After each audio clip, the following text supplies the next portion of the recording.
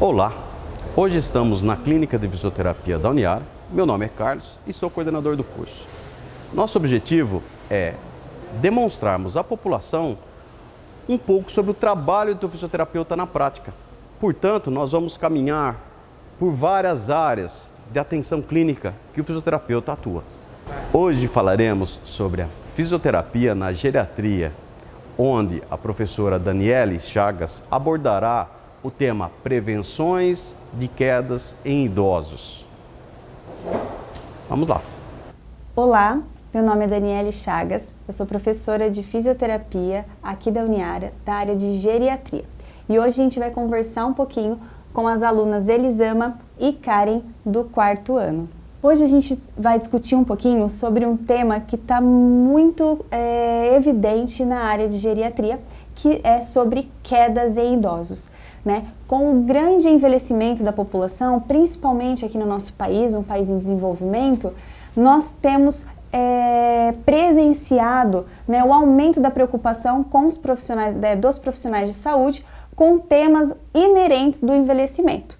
Né? E as quedas, elas vêm se mostrando para a gente como um acontecimento muito recorrente nesse público e que pode gerar sobrecargas, consequências graves como comorbidades, como internações, mortalidades, alto índice de dependência desses idosos, né, com os familiares, com os profissionais da área da saúde.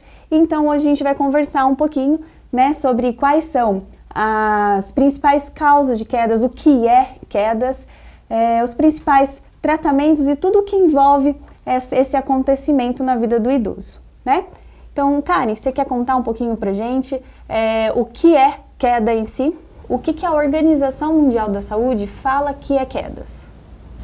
Quando um idoso desequilibra, pode ser causado por uma postura do idoso, que pode causar essa queda.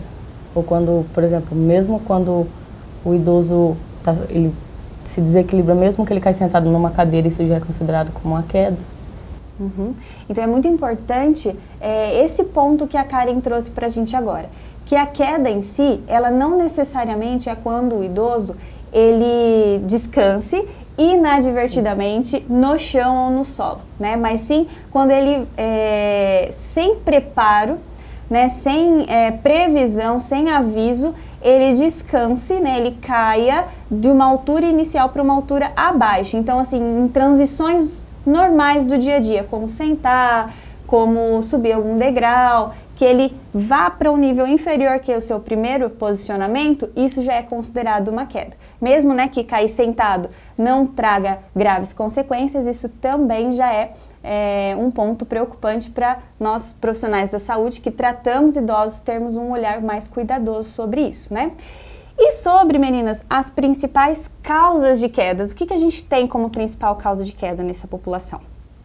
Acho que a gente pode considerar os fatores extrínsecos também, né, ambientais, como por exemplo algum solo, calçadas irregulares, calçados muitas vezes, quando alguns idosos chegam para nós na nossa clínica, a gente pergunta qual tipo de calçado que ele usa, sobre o tipo de alguns móveis que tem na casa, tapetes, mesinha de centro, tapetes, e fatores também biológicos, né, próprios deles. Medicamentos também podem ser algumas causas.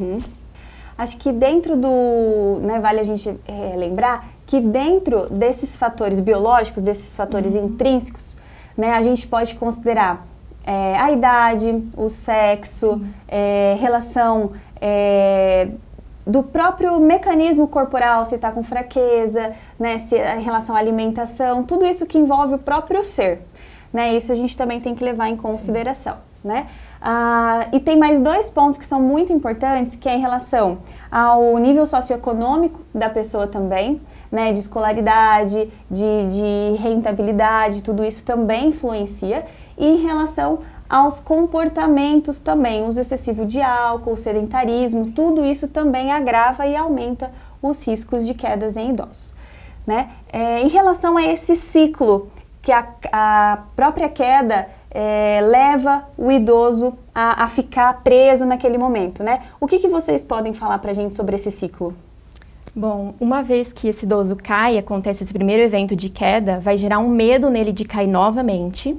Então, ele já deixa de praticar as atividades que ele praticava, se mantém mais em casa, com esse medo assim social de cair de novo. Então, essa mobilidade dele reduz e pode gerar também fraqueza nos músculos, e é um ciclo, né? Ele tem medo de cair, então ele evita todas essas coisas. Uhum. Muito bem.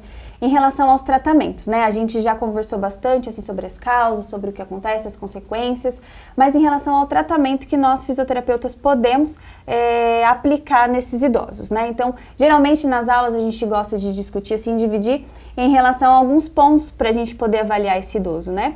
Em relação à medicação, o que a gente pode capturar em relação à medicação do idoso? A gente precisa ver quais são os remédios, os medicamentos que eles estão tomando, se ele pode, as causas dele, a gente pode ver também, a gente pergunta bastante para eles as causas, para que eles tomam os medicamentos. E também a hora que eles tomam, né? Sim, o horário que eles isso. tomam, que eles, né, consomem esse medicamento também, ingerem esse medicamento. É importante esse ponto também, né, pelo ponto dos efeitos adversos que isso pode acontecer.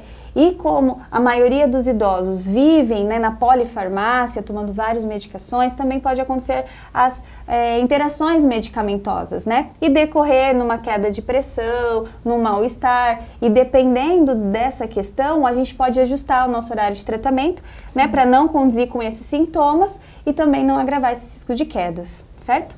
Certo. E em relação aos fatores extrínsecos, né, esses fatores ambientais que vocês relataram, em relação ao tapete, tudo, como que a gente consegue abordar isso no idoso, com o idoso? A gente sempre tem esse bate-papo com eles quando eles chegam na clínica, né? Essa troca de informações. Acho que esse primeiro contato é sempre esse bate-papo mesmo, essa conversa. Querer conhecer um pouquinho mais deles, como é dentro de casa, esse tipo de calçado que eles usam. Se tem adaptações. Sim. E aí, esse bate-papo mesmo. É muito importante. Para conhecer, né? Exatamente, para conhecer a realidade de cada idoso, né? Sim. E daí, conforme essas informações coletadas, a gente consegue direcionar eles, orientar, né? Para o que a gente consegue adaptar. E isso é uma ação nossa imediata, né? Que a gente consegue falar, olha, cuidado com o tapete, assim, assim. Ele chega na casa dele, ele consegue já diminuir os riscos de quedas seguindo essas orientações, né? Mas o mais direcionado, né, para a fisioterapia, essa parte física, né? Como que a gente consegue abordar isso com eles? A gente aplica várias escalas, né, alguns testes, até mesmo nessas perguntas, para avaliar qual é esse risco de queda. Se tem um alto risco, alguns idosos apresentam menos risco. Eu acho que é mais conhecer mesmo a gente aplicando essas escalas, para a gente saber, poder direcionar o nosso trabalho com eles. Uhum. E essas escalas, né, que a gente aplica, né, que a gente treina bastante lá na clínica e depois na nossa prática, elas são relacionadas bastante em relação ao equilíbrio do idoso, em relação à força, à flexibilidade, em relação às alterações posturais daquele idoso, que tudo isso também influencia, né?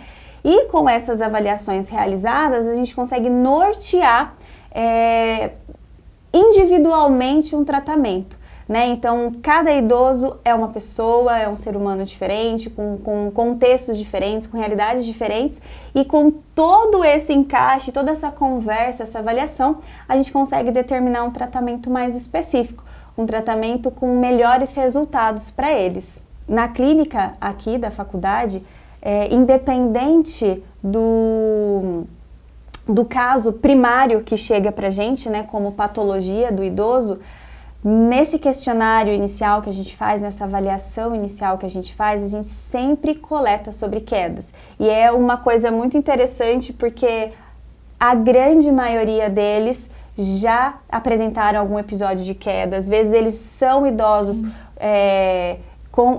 com quedas recorrentes, né, no histórico, e eles nem tinham se atentado porque não tinha tido ainda uma consequência grave, né? Mas isso é uma coisa que a gente precisa comentar bastante com eles, desse cuidado especial, né? Que isso é agravante, né? E conforme essas quedas acontecem na vida dele, cada vez mais a chance de ter uma consequência pior é grande, né?